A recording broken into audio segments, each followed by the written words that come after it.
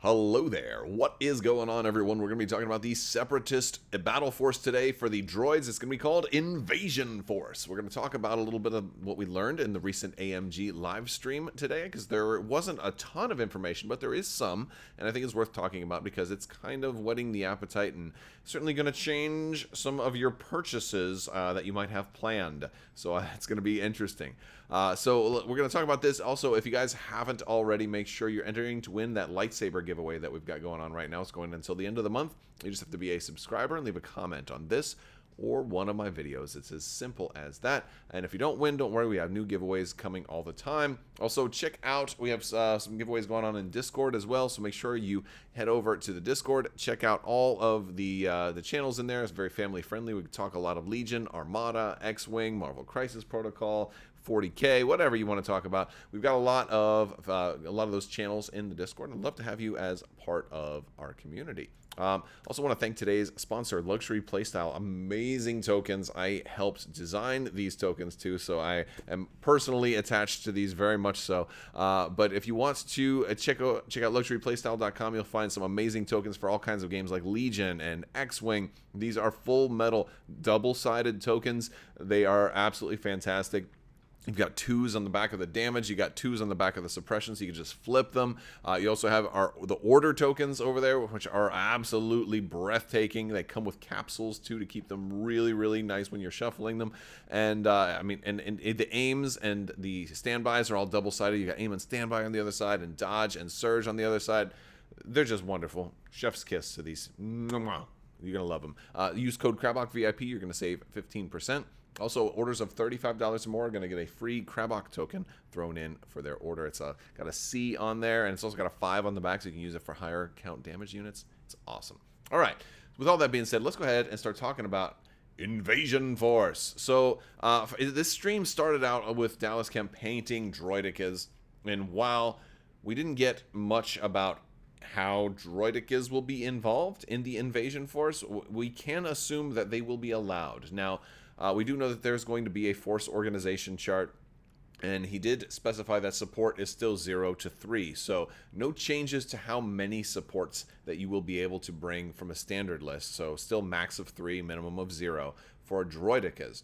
However, I would not be surprised if there is a command card, since we do know the battle forces are getting new command cards, and each of the first ones, I believe they're just getting 3 new command cards that are unique to that individual battle force. I would wager at this point that there is going to be incentive to bring droidekas in the Invasion Force. That is primarily because Dallas Kemp was painting a droideka, and usually when you're painting something, it's like a hint that this is going to be a big part of this Invasion Force. Now, droidekas probably won't be the only support to go into Invasion Force, because you will most certainly be able to bring Staps, because Staps were clearly on screen during the Battle of Naboo, which was the Droid Invasion, which is, I believe, what the entire basis for this battle force is. So I think a lot of people already kind of criticize droidekas as like, they need a little help, or they're not taking that much, and there's other supports that are better, and so on and so forth.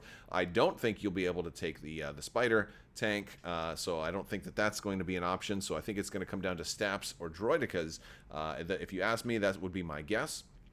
And I think we'll see some command cards that potentially make droidekas a little bit more desirable. That's another guess, indicated by the fact that Dallas Kemp was painting droidekas to talk about this, and he did say something along the lines of, usually when I'm painting something, that's a clue.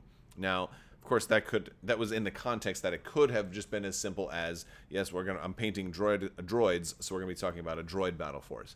But I think that if I had to bet, I would bet that droidekas will get some kind of bonus in this battle force, whether it come from a command card or something else. So that's my guess there.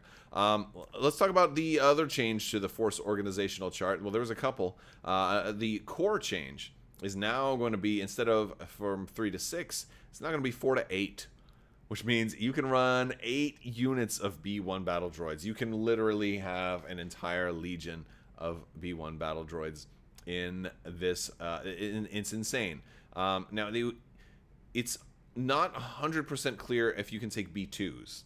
because while it says core is from 4 to 8, it didn't say they had to be B1s, but when Dallas was talking about it casually, he said you can take a whole lot of B1s, so I wouldn't be surprised if you can't take B2s, if it's like only B1s are available. That would certainly fit the Battle of Naboo theme, would certainly fit everything that is going on there. So, and this is interesting because a lot of people probably, like I'm in this camp, who didn't really see the need to buy more than 6 units of B1s. So I'm like, do I buy another core set at this point? Like, do you go out and just get another core set, or do you just buy 2 more B1s, or all the individual B1 expansions going to sell out, and you're like, wow, what am I going to do with this other core set? You know, so that's going to be interesting. Or maybe you just borrow some. You know, or if you've got certain other things, you can go ahead and just use like your spare minis and stuff to cobble it together. I guess you can do that for at-home games.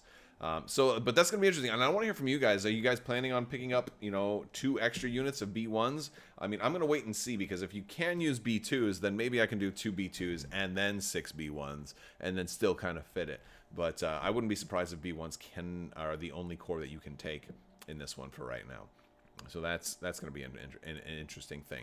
And another change to the Force org chart is that you must take an AAT, at least one. I don't know if there's going to be more than one that's available. I don't know if you'll be able to take more than 2. I think if there was going to be more than 2, they may have told us that. But yeah, you must take an AAT. So again, it definitely seems like they're trying to do the Battle of Naboo, and I think that that's pretty cool. Now, last thing is they spoiled a command card, which is going to be a 2-pip called Unrelenting Assault. It is unique to the Invasion Force, and it gives orders to 2 core units. It does say, after a friendly trooper unit performs a ranged attack, if it's spent 1 or more aim tokens, another friendly unit at range 1 to 2 may gain an aim token. So now, not only can you chain your orders for commands through all your B1s, now you can also chain aim tokens. And now, of course, it was worded carefully, because like there was an Imperial card a long time ago that came out that allowed for every aim you spent, boom, they just multiply, and it was crazy. So this one's just max of just 1 aim is going out there, and it seems pretty good. And I think that will make B1s very, very deadly. So especially if you've got 8 of them all like shooting with aim, shooting with aim, shooting with aim, shooting with aim, you know, that's going to be really cool. It's going to be very, very interesting. And yeah, I could see maybe even a couple of electro binoculars in there too, just to keep the chain going in case it gets disrupted. So I think that's a fun thing, and I think that's something that B1s could really use too. I think that's definitely something like you don't often get to do with droids as much as you would like, is aim and shoot. You know, because anytime, and maybe that's just me, and I'm curious what you guys think. I find a lot of times that I don't optimally play droids, and so this might be a good battle force that gives me a little bit of correction for that. Like, hey, look, I know that you sometimes get your guys too far apart and you can't get that chain going, or you have only a 1-pip but you need to give it to your commander, so you don't get your B1 chain going. And there's a lot of excuses. At least once or twice every game, I fail to get my B1 chain going, and stuff like that. And so like I don't always play optimally, but in this case I think it's going to help make up for some of my deficits. I'm curious how good this will be in the hands of an experienced and very high quality droid player. That is going to be very interesting. So I guess we're going to have to wait and see. So it does kind of leave the question, what else could they put in this battle force, right? So outside of B1s and outside of the AAT, Staps, and Droidicas, I would guess Darth Maul is going to probably be an option, because he was on the ground there, although I can see arguments for or against him. Right? He certainly fits the thematics to be involved as an operative, but he might not be seen as being on the exact same battlefield, since he was doing something somewhere else. But who else can they add? I mean, I guess you could make the argument for eventually adding a Newt Gunray. But what about the multi-unit transport? You know, that came out and dropped off all of those droids. This would be such a cool thing, although it's really, really big. But as far as really big things go, this would be a great one to add to the Separatists, to add something else to this particular battle force, and to have it be like Transport 3 or something like that, or Transport 4. You know, just go out and just deploy like 4 B1s. That would be awesome, and I would love it. I would absolutely love it. I'm curious what you guys think. What else do you think that they can include in this Battle Force beyond the thing? Because like right now we kind of have almost everything that you would need. So maybe we're gonna get some different types of B1s. I don't know. Maybe another B1 expansion pack. I don't know. We'll have to wait and see. But I want to hear from you guys. Let me know what you guys think. That's what we know right now. I'm sure we're gonna be getting more information soon, and as it does come out, I'll be bringing it to you. So hopefully you enjoy this little brief look at the Invasion Force. Oh no, they're coming for us. That's okay. We've got the numbers. I don't know. All right, I'm gonna let you guys go with that. I want to thank you guys so much for watching watching today and hanging out with me. And big thanks to my patrons. You guys have continued to make this channel possible, so thank you all so very much. I will talk to you all soon, and always make sure to drink plenty of water and don't drink too much, you know, whole milk, because if it's a hot sunny day, that's you're gonna have stinky breath.